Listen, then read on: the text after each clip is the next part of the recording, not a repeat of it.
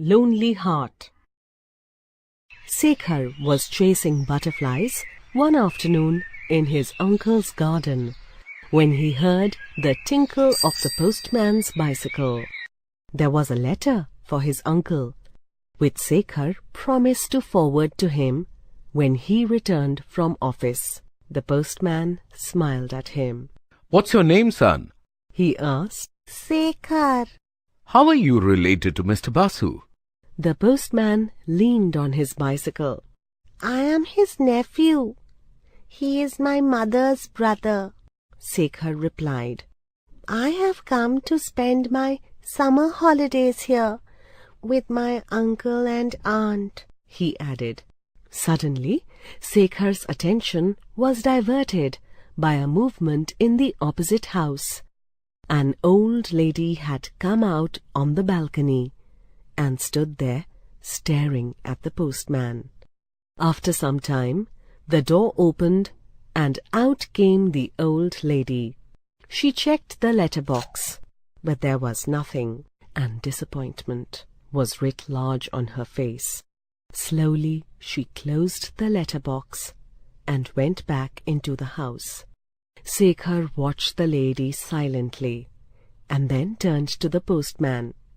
"Tell me something. In the last few days that I have been here, I have seen the lady in the opposite house check the letterbox eagerly every day without fail, but go back disappointed. Why is it so?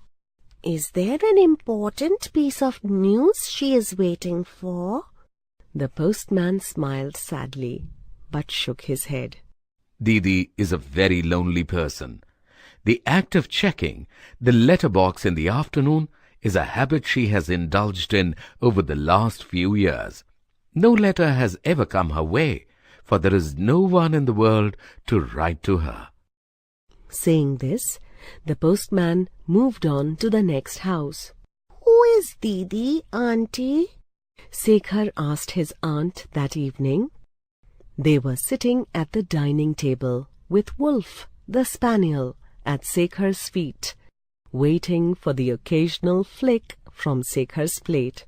"She lives in the opposite house," Aunt replied. "Her actual name is Jaya Sen, but she is universally known as Didi. Why do you ask about her, Shekhar?" "Auntie, I see her every day in the afternoon, checking her letterbox. The postman says that for years she has been doing it, and there is nobody who writes to her. Is it true that she has no relations in this world, uncle?" Shekhar nibbled at his food. "Yes, it is true," Uncle said with a far-away look in his eyes. "Didi taught at the primary school near the station till her retirement. She's an extremely witty and intelligent person." Shekhar could not sleep that night. He looked out of the window at Didi's house and wondered if she would welcome his friendship. He thought of a plan. The next day, Shekhar decided to give his plan a try. The house was silent. The only sound to be heard was the buzz of a fly on the window pane. Shekhar put Wolf on a leash, pocketed a ball, and quietly tiptoed out of the house. His uncle was in the office, and his aunt was enjoying her afternoon nap.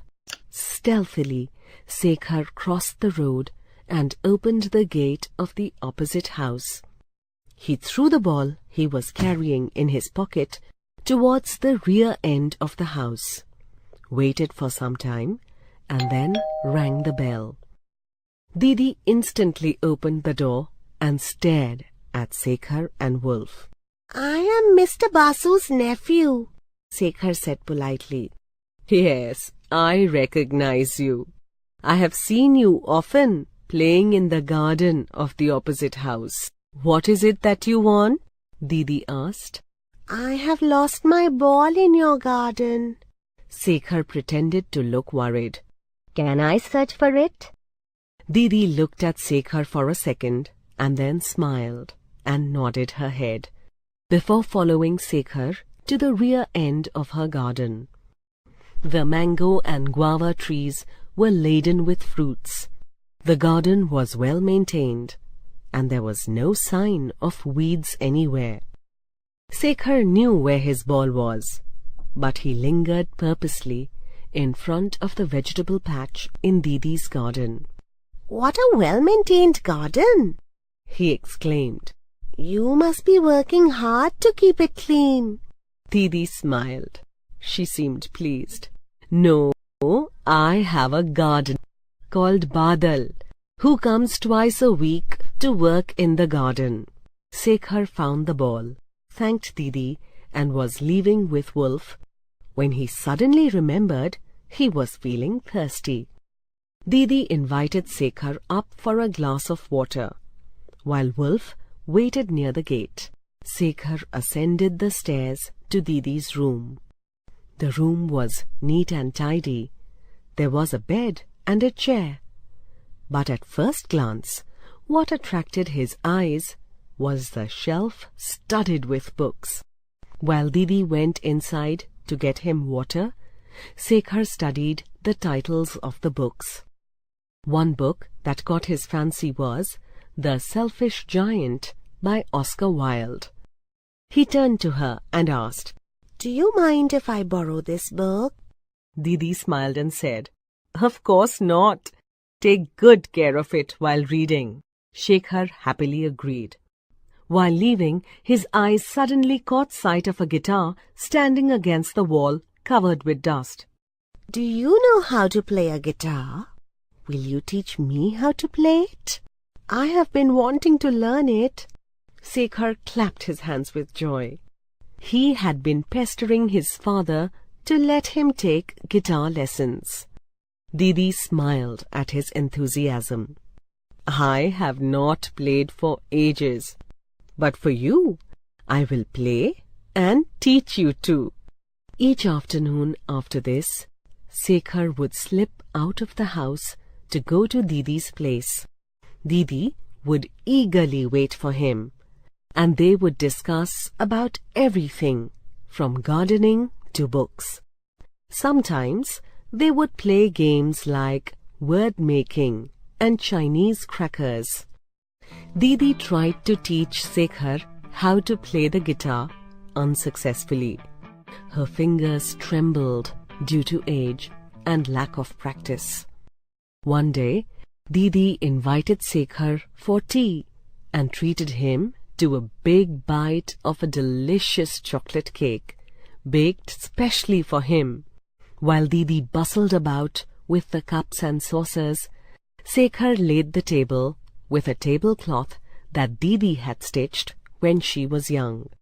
The days passed quickly, and soon it was time for Shekhar to leave.